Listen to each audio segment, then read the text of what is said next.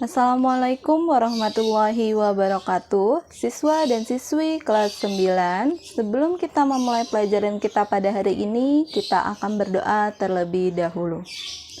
Materi kita pada hari ini yaitu tentang kedaulatan Negara Kesatuan Republik Indonesia. Kata kedaulatan berasal dari bahasa Arab, daulah, bahasa Italia, sovranità, yang berarti tertinggi. Jadi, kedaulatan dapat diartikan sebagai kekuasaan tertinggi di atas pemerintahan negara. Tokoh yang pertama kali mendefinisikan dengan tegas tentang kedaulatan adalah Jean Bodin. Jean Bodin adalah seorang ahli hukum dari negara Prancis. Jean Bodin mengatakan bahwa kedaulatan adalah kekuasaan tertinggi untuk menentukan hukum dalam suatu negara. Kedaulatan ke dalam Indonesia dalam Undang-Undang Dasar Negara Republik Indonesia tahun 1945 dibagi menjadi 4. Yang pertama, melindungi segenap bangsa Indonesia dan seluruh tumpah darah Indonesia. Yang kedua, memajukan kesejahteraan umum. Yang ketiga, mencerdaskan kehidupan bangsa. Dan yang keempat, ikut serta dalam perdamaian dunia yang berdasarkan kemerdekaan, perdamaian abadi, dan keadilan sosial. Sedangkan kedaulatan keluar dibagi menjadi 3. Yang pertama, ikut serta dalam perdamaian dunia yang berdasarkan kemerdekaan, perdamaian abadi, dan keadilan sosial. Yang kedua, Presiden dengan persetujuan DPR menyatakan perang, membuat perdamaian dan perjanjian dengan negara lain. Yang ketiga, Presiden mengangkat duta konsul. Selanjutnya, yaitu teori tentang kedaulatan Tuhan. Teori tentang kedaulatan Tuhan beranggapan bahwa raja merupakan penguasa. Raja sebagai penguasa ini memperoleh kekuasaan tertinggi dari Tuhan. Kehendak Tuhan menjelma ke dalam diri raja atau penguasa. Mereka disebut sebagai utusan Tuhan atau dewa. Segala peraturan yang dijalankan oleh penguasa bersumber dari Tuhan. Dalam teori kedaulatan raja, kedaulatan terletak di tangan raja sebagai penjelma kehendak Tuhan. Ada 3 pemikiran mengenai teori kedaulatan raja. Yang pertama, menurut Jean Bodin. Jean Bodin mengatakan bahwa raja merupakan bayangan dari Tuhan. Yang kedua, menurut Anne Machiavelli. Anne Machiavelli mengatakan bahwa agar negara kuat, raja harus berkuasa mutlak dan tidak terbatas. Yang ketiga, menurut Thomas Hobbes. Thomas Hobbes mengatakan bahwa raja berada di antara undang-undang. Rakyat harus rela menyerahkan hak-hak asasi dan kekuasaan negara mutlak kepada raja. Menurut teori kedaulatan negara, kekuasaan pemerintah bersumber dari kedaulatan negara. Kedaulatan timbul bersamaan dengan berdirinya suatu negara.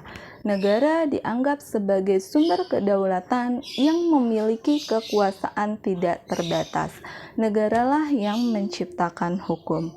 Berdasarkan pemikiran teori kedaulatan hukum, kekuasaan hukum merupakan kekuasaan tertinggi yang berada di dalam negara.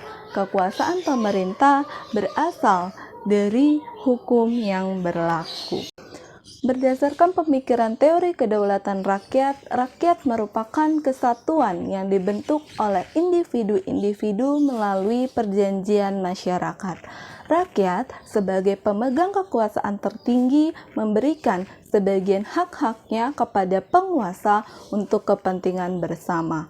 Berdasarkan Undang-Undang Dasar Negara Republik Indonesia tahun 1945, Indonesia menganut paham kedaulatan rakyat.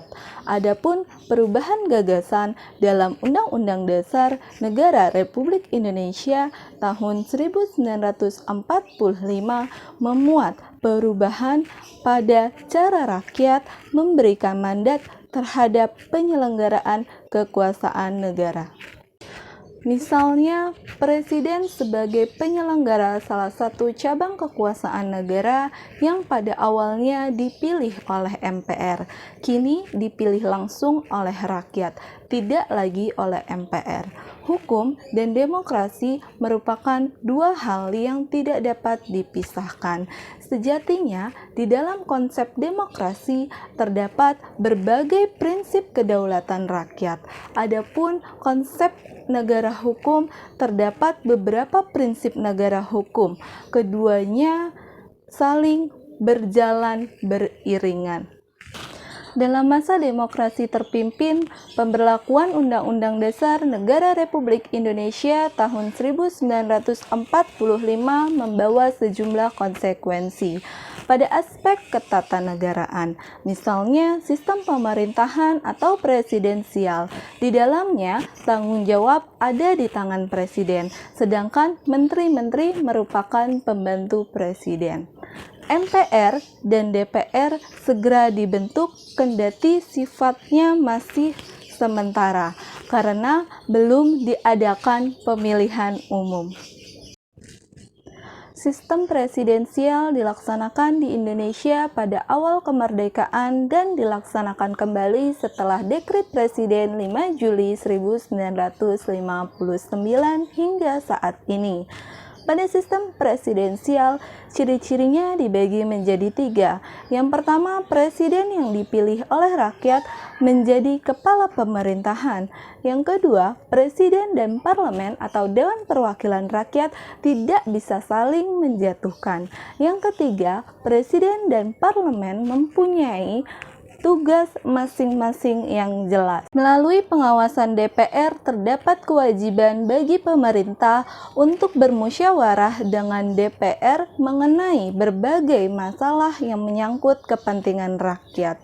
Demikian materi yang dapat saya sampaikan, kurang lebihnya mohon maaf. Wassalamualaikum warahmatullahi wabarakatuh. Untuk tugasnya silakan kalian buka LKS halaman 58. Di situ ada soal pilihan ganda. Kalian boleh langsung mengerjakan di LKS, boleh di buku tulis.